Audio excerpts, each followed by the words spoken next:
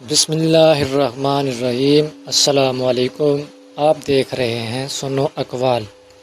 Video شروع کرنے سے قبل آپ سے چھوٹی سی گزارش ہے، اگر ہماری ویڈیو اچھی لگے تو لائک کریں، سبسکرائب کریں اور بیل نوٹیفیکیشن کو آل پر سیٹ کر لیں تاکہ ہماری آنے والی ہر ویڈیو آپ تک بر وقت پہنچتی رہے۔ جب ناخن بڑھ جاتے ہیں تو ناخن ہی کاٹے جاتے ہیں، انگلیاں نہیں۔ بالکل اسی طرح جب کسی رشتے میں غلط فہمیاں پیدا ہو جاتی ہیں تو غلط فہمیاں ختم کرنی چاہیے، رشتہ نہیں۔ تعلیم سے زیادہ ہمارا رویہ اہم ہوتا ہے، کیونکہ بعض اوقات ہماری تعلیم ناکام ہو جاتی ہے اور ہمارے رویے ہی ہمارے معاملات سدھارتے ہیں۔ بابا جی کہا کرتے تھے، بیٹا ہمارے جسم پر اتنے بال نہیں جتنے ہمارے اوپر حضرت محمد صلی اللہ علیہ وآلہ وسلم کے احسانات ہیں۔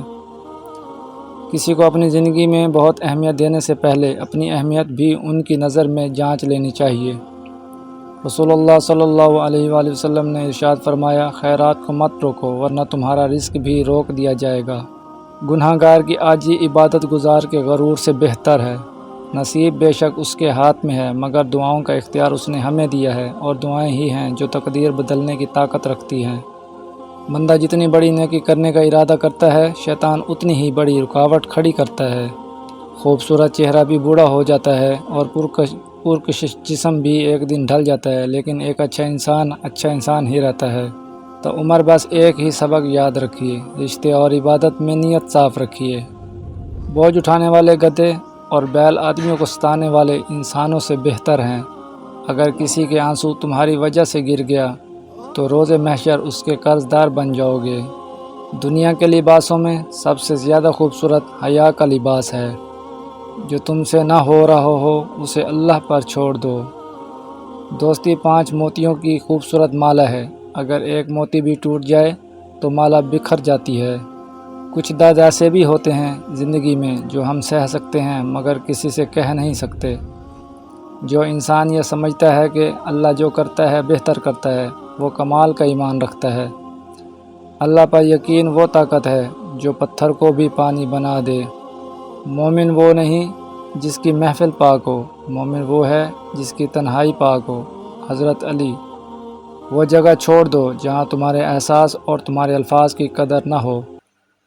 دیر سے بنو کچھ بنو، کیونکہ لوگ وقت کے ساتھ خیریت کی بجائے حیثیت پوچھنے لگتے ہیں۔ رابعہ بصری۔ غلطیاں نہیں کریں گے تو پتہ کیسے چلے گا کہ کون کون ہمارے گرنے کا انتظار کر رہا ہے۔ دنیا کا خوبصورت ترین شخص وہ ہے جسے مشکل میں آواز دینا آسان ہو۔ نیکی کے باوجود اگر تکلیف آ رہی ہے تو یہ درجات کی بلندی کے لیے ہے۔ ماحول کی کڑواہٹ جب خون کا حصہ بنتی ہے تو خود بخود لہجوں سے مٹھاس کم ہو جاتی ہے۔ کبھی کبھی انسان اپنی زندگی میں نہ چاہتے ہوئے بھی ایک ایسے مقام پر آ کھڑا ہوتا ہے جہاں وہ اپنا درد سوائے اللہ کے کسی کو نہیں سنا سکتا۔ وقت نظر نہیں آتا مگر دکھا اور سکھا بہت کچھ جاتا ہے۔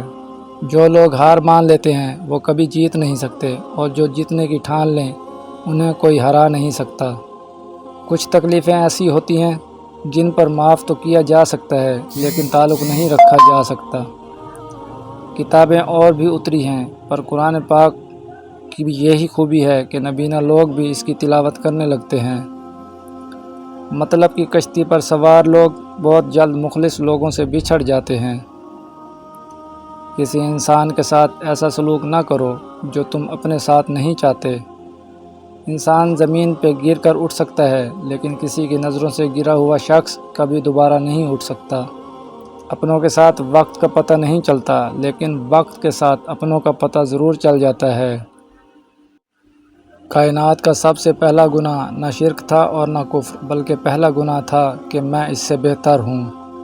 بدلتی ہوئی چیزیں اچھی ہوتی ہیں مگر یقین کیجئے بدلتے ہوئے اپنے بہت تکلیف دیتے ہیں۔ شور کرنے والے اچانک خاموش ہو جائیں تو ان کی خاموشی سے سکون نہیں، خوف محسوس ہوتا ہے۔ رشتوں کے بازار میں آج کل وہ لوگ ہمیشہ اکیلے ہی پائے جاتے ہیں جو دل اور زبان کے سچے ہوتے ہیں۔